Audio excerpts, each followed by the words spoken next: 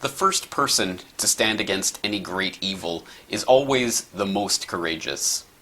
To be the first one to call out any great injustice is to invite ridicule, scorn, even persecution. It's difficult to imagine today just how brave were the first slave owners to call for the abolition of slavery, the first men and women to advocate women's suffrage, the first activists to call for the end of apartheid. In the end, their cause is recognized as just, and these brave souls are lauded, often posthumously, as heroes. But in the beginning, no one wants to admit that they are a party, even unwittingly, to a great evil. The wildest injustices can be legitimized simply because they are popular. Today, just such a popular injustice exists. It has been infused into our culture and taken up as a cause. It is fervently believed in and advocated with great passion and force, and to speak out against it is to risk persecution and scorn. But speak out against it we must. The terrible injustice of our age has its roots in a most unlikely place, in the quaint villages and manicured gardens of the 19th century British gentry. Amongst that set lived one Francis Galton, a gentleman scientist who had investigated everything from meteorology to statistics. Shortly after his cousin, Charles Darwin, published his Origin of Species, Galton became fascinated with the idea that the survival of the fittest did not just take place between species, but within them. This idea became a pseudoscience, a study of the presumed racial characteristics of this group or that group, with an aim to explaining why the various peoples of the world occupy the positions that they do. In order to confirm their preconceived notions of their own self-worth, Galton and his friends started a new field of inquiry called eugenics. Unsurprisingly, it concluded that the rich and powerful were rich and powerful because they were genetically superior, and it offered a simple solution for improving the lot of humanity.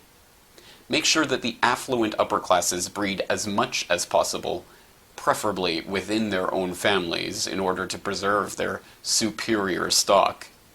And make sure the lower classes breed as little as possible. This junk science, pandering as it did to the most rabid, the most racist, the most elitist interests of the moneyed class, became universally accepted in the Western world within a generation. Soon, country after country had implemented laws to allow the government to sterilize those citizens it deemed to be unfit. The true horrors of this strain of thought came to light when the German eugenicists, based at the Rockefeller-funded Kaiser Wilhelm Institute, gave the Nazi regime an ideological excuse to take the idea to its logical conclusion. Many of the Germans who went along with the Holocaust did so because they genuinely believed the scientists who were telling them that the Jews and Gypsies, the communists and homosexuals, were genetically inferior and needed to be eliminated from the gene pool. After World War II, when the full magnitude of the slaughter that had taken place in the name of eugenics began to become apparent, the eugenicist pseudoscientists scrambled to find a way to re-legitimize their racist and classist drivel.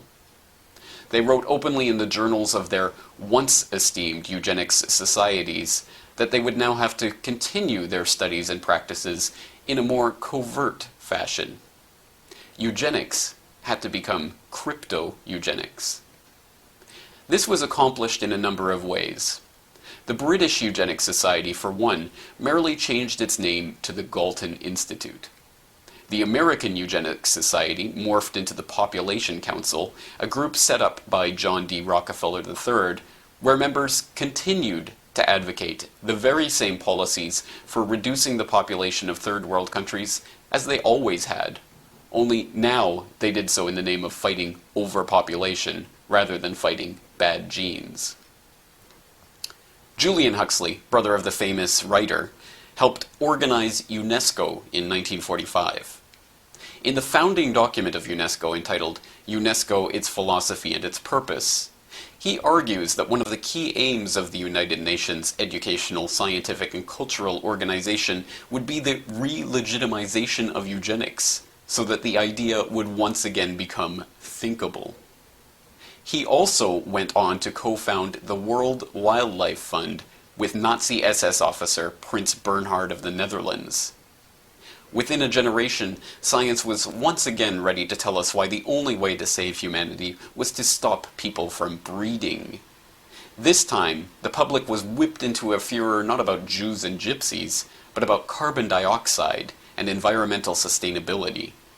The cover had changed, but the racist eugenicist text remained the same.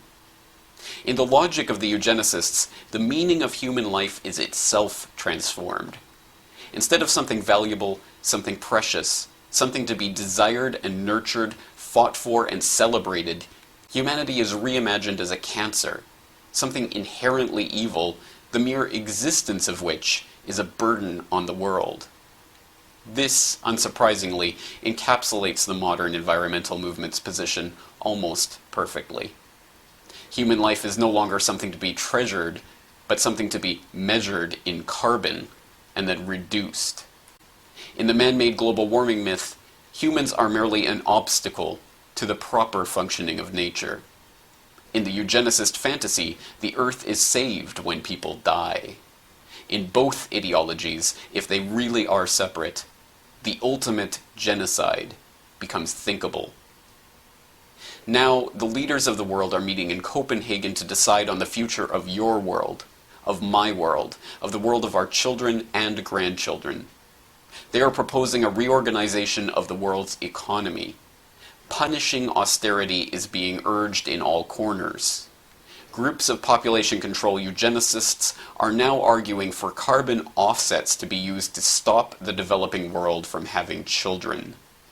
The choir of madness is growing by the day, and everything seems set to reach an intolerable crescendo.